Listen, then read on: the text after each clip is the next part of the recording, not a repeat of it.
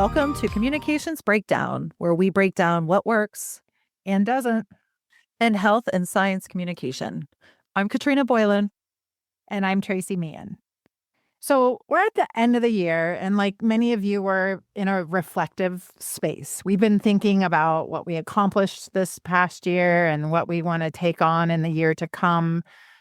We were thinking about how we wanted to close out the year with this episode of the podcast.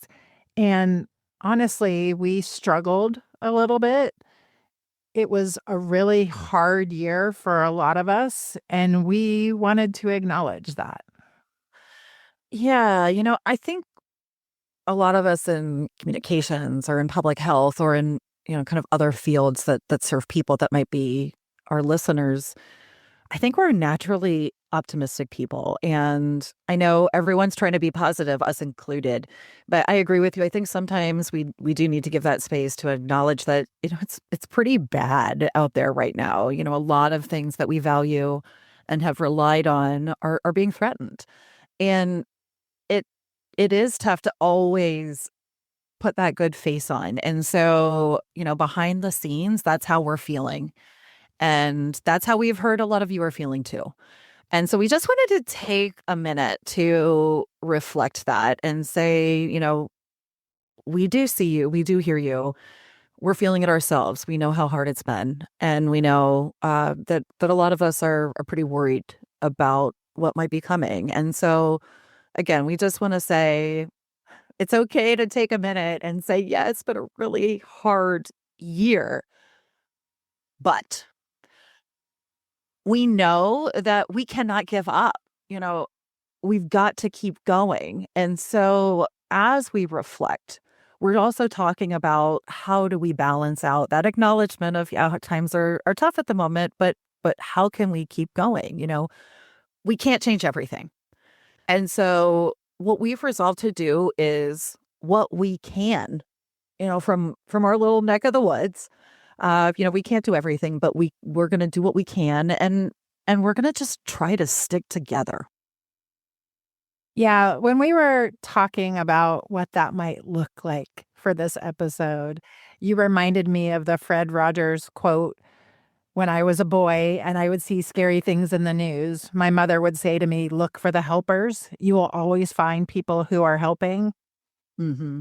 And that's who our people are, right? We are those helpers. And there are a lot of us out there who really, truly believe in the work that we are doing, who are amazing advocates for the ideas that we think are important and who are supporting our community.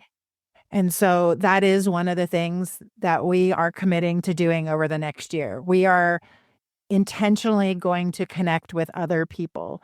We are going to look for those helpers. We want to hear other voices of other people who are in this work, doing this work, and making a difference. Absolutely. I think what I'm pulling from our discussions about what we're doing next year is also a real focus on authenticity.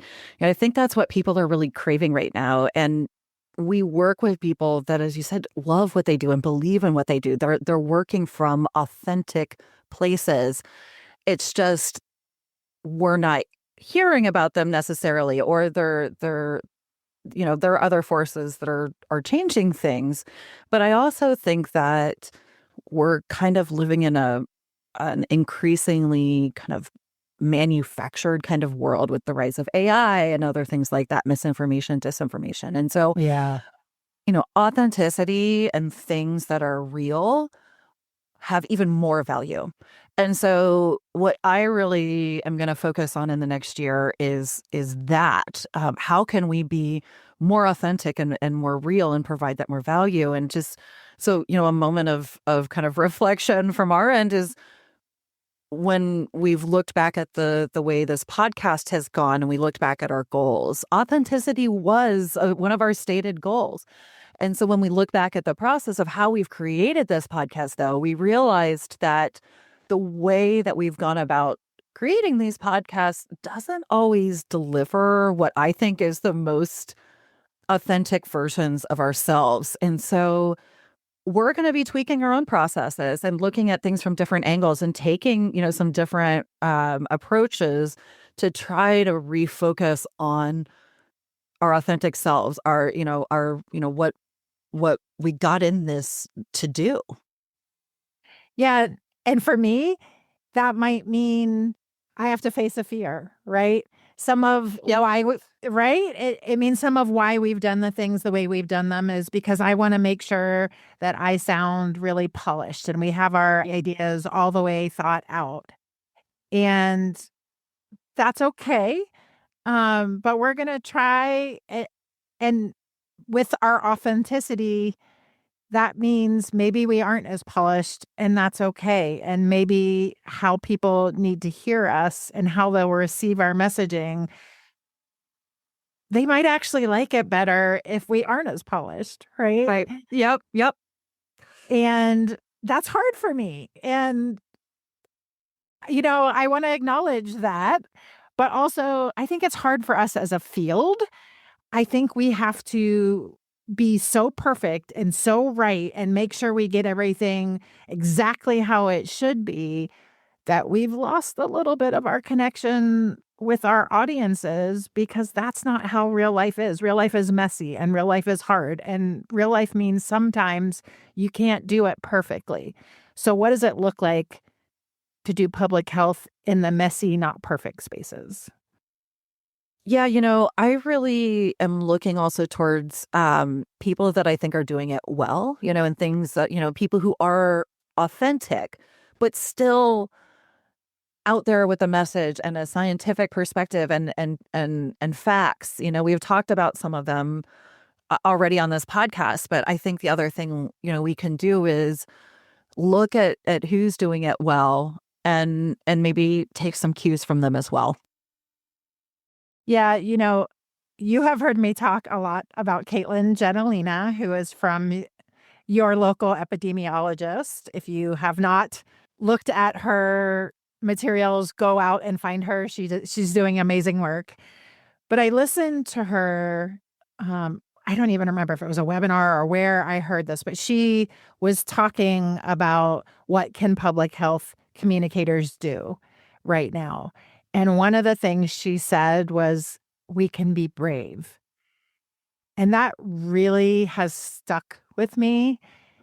It's something that I think we don't always do a really good job of. And it's something that I am really wanting to embrace and take into next year. I want to be brave. I want to take risks. We're going to continue to use our voice because I think our public health and health communications voices matter now more than ever. Hmm.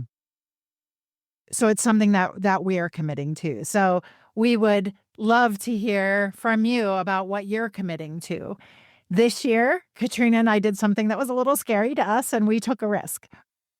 And we feel really proud of the fact that we put this podcast out into the world and that people are responding to it.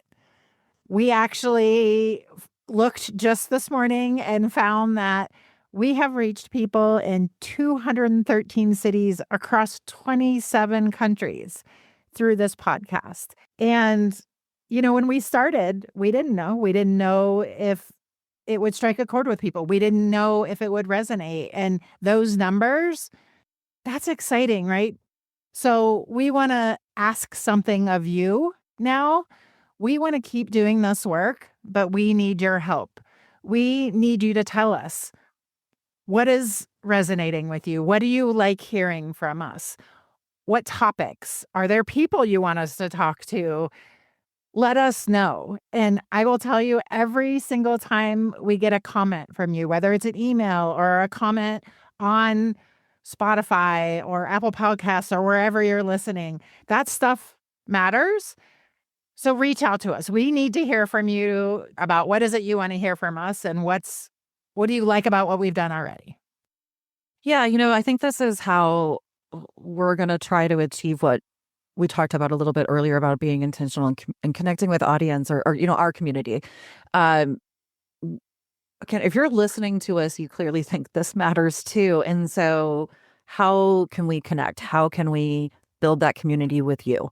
Come and talk to us. There is one other way you can do that. If you look in the show notes, there should be an option to send us a text. And believe it or not, it goes straight to our inbox here on our podcast platform.